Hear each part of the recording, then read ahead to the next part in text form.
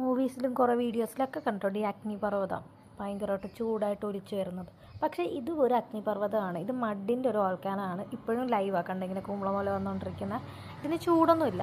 അത്യാവശ്യം നല്ല തണുപ്പ്. ഇവിടുത്തെ ക്ലൈമറ്റ് ഭയങ്കര തണുപ്പ്. ഇത് അസർബൈജാനിലെ ഗുബിസ്ഥാൻ എന്ന് പറയുന്ന സ്ഥലത്തിലെ മഡ് വോൾക്കാനോ ആണ്. കുറച്ച് റിസ്ക്കിയാണ് ഇവിടെ എത്താൻ, കുറച്ച് പണിയാണ്. പക്ഷേ തിരിച്ച് കുറച്ച് ദൂരം പോകണമെന്ന് തേക്കുന്നില്ല. വെറുതെ എന്തിനാണ്